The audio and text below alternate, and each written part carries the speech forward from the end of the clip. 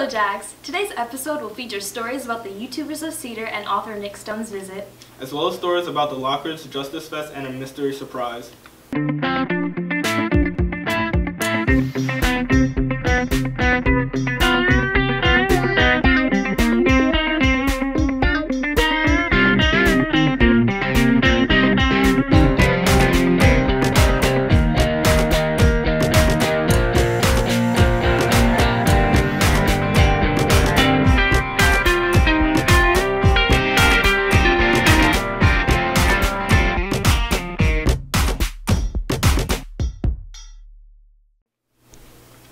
My name is Solomon Jones. And my name is Olivia Duver. And this is WJAG TV with your weekly school news. Last month, author Nick Stone stopped by to talk with students about her book, Dear Martin. Dominic Bellelli and Colin Frick went to meet her and learn more about the book. Nick Stone, author of Dear Martin, recently visited our school. She gave us an insight on the background of the book and how it relates to current events. So I started writing books 4 years ago. I was 28, and it took me a while to start because I didn't know that I could write fiction. I'd been reading for forever, since I was young, but until I was in my late 20s, I just wasn't sure I could do it, I could write it. And I just decided to give it a try because I was in Israel at the time, and we moved back to the United States, and I needed something to do, so I decided to try and write a book. Dear Martin was sparked by a combination of really three things. The first was, continuing to see the news reports of deaths of unarmed African-American teenagers. And then in response to that, we had the Black Lives Matter movement kind of kick off. And then I kept seeing people quote Dr. King kind of in opposition to the Black Lives Matter movement. There was this kind of pervasive notion that he would be opposed to it, and that didn't sit right with me because it's exactly the type of nonviolent protest. It was the exact type of activism that he participated in the 50s and 60s. So I really wanted to explore this idea of, what would Dr. King say? What would he do if he were alive today and kind of witnessing current events? And that's really where the novel came from. And so I decided to have this kid who was dealing with this stuff writing to Dr. King and kind of trying to process life through the lens of Dr. King's teachings. I had my students on the first day that we started reading the book write about a time they were stereotyped, when someone who didn't know them made a judgment about them. And I just got story after story, and and they talked about it more at the author event because Nick Stone actually asked, how many of you have been followed around a grocery store before? How many of you have had this happen? Tell me your stories. And even though they were a little hesitant at the beginning, I reminded them, hey, you've already shared all these stories in writing with me. I've seen that all of you guys have had these experiences. And so it made me feel that in order to make our country function better, we have to do a better job of actually living up to our promises as a country of equal opportunity, of everyone being treated, fairly, equally, having equal justice under the law. And I feel that we're at a point in time where there's potential for us to go backwards instead of forwards. Alright, so did you like Dear Martin more compared to other Shakespeare books that teachers typically make you read in class? Yes, because Dear Martin is like a story telling about how an African American boy had to go through life not being like the same as other people and being judged on who he is. And it's like Shakespeare kind of do that, but it's not like relatable to this book. What about Dear Martin is the most relatable for you as a high school student? Trying to figure out who my friends are. Like people saying that they're your best friend, they're really not your best friend, and trying to fit in with other people that really ain't no point of doing that, you know. So that's like the most part that I really like about the book. We don't have to give in to what other people think of us. We don't have to be a stereotype.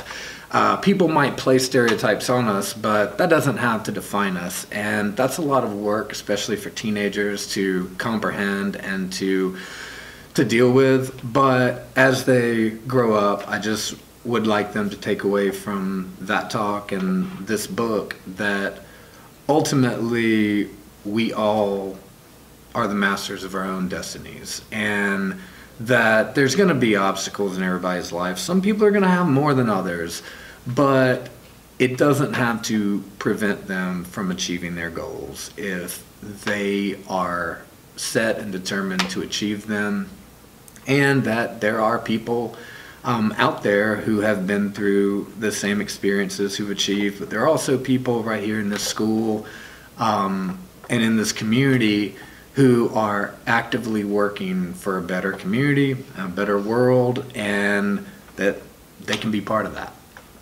I really want people to read this book and find themselves somewhere in it and use that, whatever they find, to kind of juxtapose the other perspectives in the book. So the goal in writing the book the way that I did was to present all of these different perspectives so that you can kind of bounce ideas off of everyone in the book and off of all of the perspectives that you see. So I really just want people to be willing to think a little deeper and be willing to take a look at themselves, take a look at the world around them as it is, as opposed to, you know, how we would like for it to be. And then once you see it as it is, you can kind of move toward making it how you would like it to be, I think. Great work, guys! Justice Fest took place at the Unitarian Universalist Fellowship of Athens, and our superintendent, Dr. Means, was a speaker. Destin Howard went to check it out. The Unitarian Universalist Fellowship of Athens recently hosted Justice Fest, an annual event celebrating justice and equality in the area while at the same time bringing to light some real social issues, with keynote speaker Dr. Damon Means, the new superintendent for the Clark County School District. The opportunity for us collectively as a community and as a staff is to turn around the work that we need to do for these children. If that's the work we have to do, I don't consider that pressure. I believe that that's our moral obligation. Alongside Dr. Means, the room was filled with activists, community leaders, and elected officials, such as Sujata Wingfield, Roger Flanagan, Mocha Johnson, and Linda Lloyd. I'm the Executive Director of Economic Justice Coalition, and what we advocate for is a living wage. We're saying minimum wage is too low, and we celebrate the Justice Fest every year to highlight on the work that we are doing in the community. What if we don't understand how to engage with our children? What if we look down on our children because they wear their saggy pants? What if we look down on our children because they have dreads in their head just like I do? What if we continuously disengage with our children? During the event, there is also a multicultural aspect being displayed through musical and artistic performances. The Reverend of Unitarian Fellowship gave me a better insight into what they're all about. Short description of Unitarian Universalism is that we are a covenantal religion where we share common values but embrace diverse beliefs. To unpack that, we're covenantal in that we don't have a doctrine that you have to accept and believe in order to be a part of our congregation. We promise to be with one another, to learn from one another, to try to become better people with each other's company, and explore the wisdom of the world and of history and of time, and how to not only be better and do better, but make the world better. To find out more about events like Justice Fest or Unitarian Universalism, feel free to visit uuathensga.org. YouTube is popular among teens, so it's no surprise that there are many students with their own channels. Elena Gorshinen found some YouTubers here at Cedar Shows and found out what it takes to be one. The YouTube sensation is very popular throughout the world, more specifically amongst teens. There's nearly 300 hours of video uploaded every minute and 5 billion videos watched every day. I got together with some students who either previously or currently have a channel and asked a little bit about the YouTube lifestyle.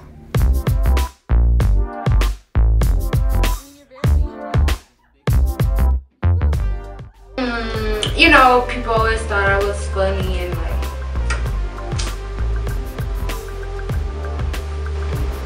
I'm funny. I made my channel because I like to make films and stuff, and I also got a camera for Christmas.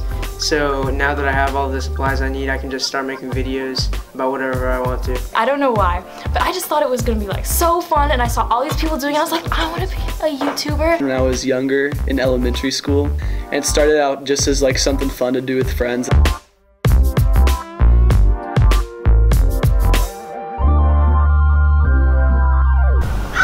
Just like daily vlogs as well as pranks. I lost my memory prank, or you know, just pranks, funny pranks like that. Romantic. Romantic? No, I'm just kidding. It's comedy, yeah. I don't want a lot for Christmas. There is just one thing It's gonna be like reviews and like vlogs and just whatever I want to do with my friends. So say we go do something, I'll probably just make a movie out of it or a product review maybe. Kind of dumb Nerf videos where it was like some weird plot sort of, and on one of my videos that took about 3 days for me to make ended up getting like 2,000 views, which was the most I ever had. The most cringeworthiest videos ever. I pole danced on the playground.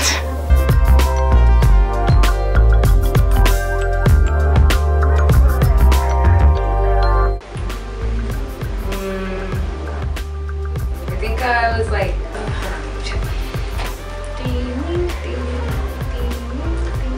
I actually started my channel this past Monday. I have like 6 subscribers. I used to have a YouTube channel when I was about, I'd say from the ages of 13 to when I was 15. Oh, 3 years ago I uploaded a video and currently has 1 million views and like 3,000 likes.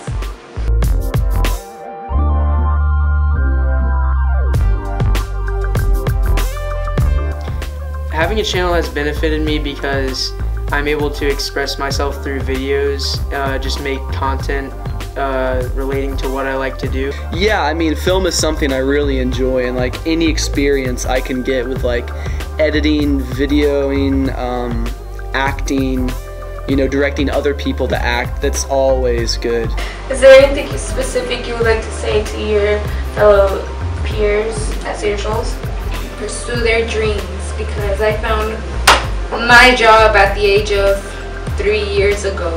Like if you ever want to like start a channel, or like if you ever want to do something in life, you got to start and take baby steps. Just don't worry about them, and like, don't mind the haters, okay? Don't mind them. Don't mind the haters. Today, clap.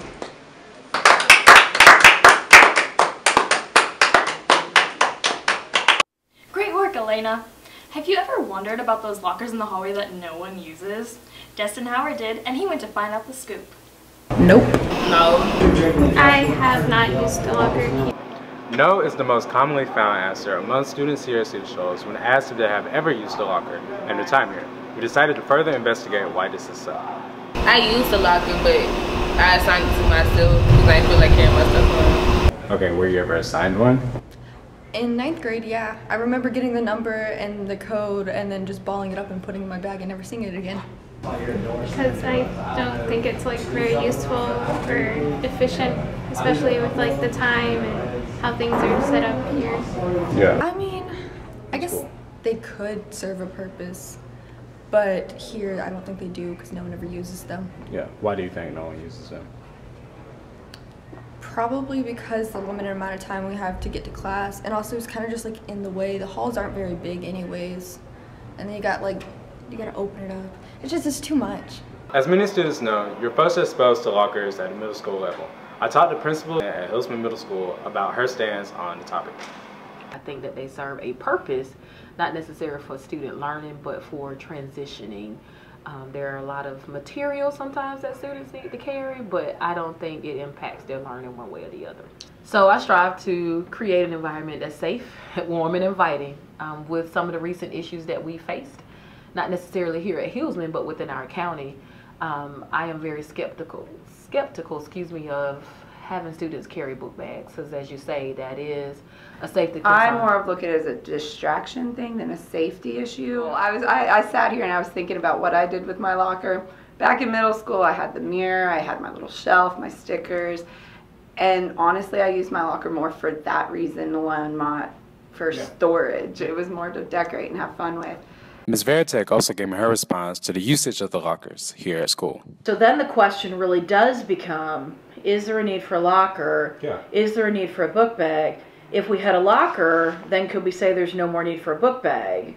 Or is there a need for a locker since you're carrying your book bag? Yeah. You know, most everything we do now is on this digital platform. One of those tall chairs, so this just gives you an idea, one of those tall chairs outside the cafeteria, $89.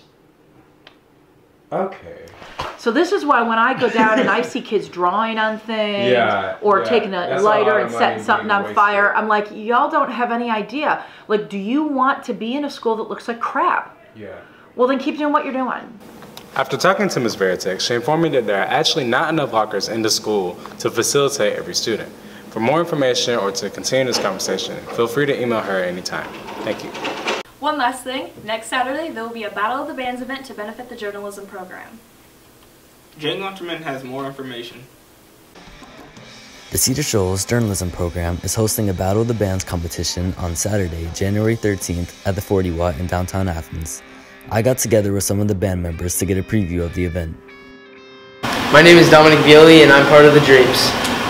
The Battle of the Bands will be similar to the normal gigs I do because there's obviously going to be people there. There'll be nerves going through all of our bodies, but I mean, it'll be the same show that we'll put on for anybody else. We'll play the same songs, and it'll be a good time. I'm Catherine Hennessy, and I'm in Venus. We're mainly like rock. We do a lot of kind of like 90s grunge covers, stuff like that. This event will definitely benefit our band by like getting our name out there and just showing that a bunch of little girls can rock. This event will benefit our band because I think it'll put us out there a little bit more than we already are. Hopefully more people will recognize us as a good young band and then we'll get a better reputation. Living in Athens inspires young musicians because everybody here is just accepting of what you're going to do. So whatever music you make, I'm sure people will like it. So it helps you keep doing what you're doing. Athens has like extremely just influenced everything in music that I've done. I go to like programs like Camp Amp, so do the rest of the girls in our band, where we're surrounded by local Athens musicians, and it's just kind of pushed our music into different aspects. We've been kind of influenced by a lot of the other local bands because we've worked closely with some of the members. We'll kind of take style, we'll take kind of like tips that they can give us about our music or about the music industry. We've played a couple like benefit shows that have been pretty packed. I think we kind of expect this to be pretty busy because there's people from multiple schools here. The Battle of the Bands will be different from our shows because I feel like the environment's going to be a lot bigger. There's going to be more pressure on us as a band because we are competing against 6 other bands in the show. I'd kind of recommend anyone who's interested to come. It should be really fun. There's lots of different styles and bands. Make sure to come out and support your journalism program from 1 to 4 at the 40 Watt on Saturday the 13th. Tickets are $6 and you can purchase these tickets from students in the journalism program or from Mr. Ginsburg in room C207. Okay, I know. Okay, so you need to bring your mama, your daddy, your grandpappy, your mama's grandpappy, and all them other good folks down to the to the what's it called again, Olivia? 40Y. To the 40Y downtown Athens this weekend to come to this wonderful event to see all these bands play. And guess what? Your school gonna get money for it. Ain't money good? I love me some money. How much are the tickets? I can do a lot of things with money. Oh my tickets. Tickets are $6. That's cheap. That's a meal. That's a meal from cookout and a drink. How do I get them though? How do I get the tickets? How do you get? Oh, okay. You get the tickets. You can either just show up and buy them there, or you can get them for any journalism student or Mr. Ginsburg. So, yeah. Anyway, that seems to be all for today. Again, my name is Solomon Jones. And my name is Olivia Duver. And this has been WJAG TV with your weekly school news.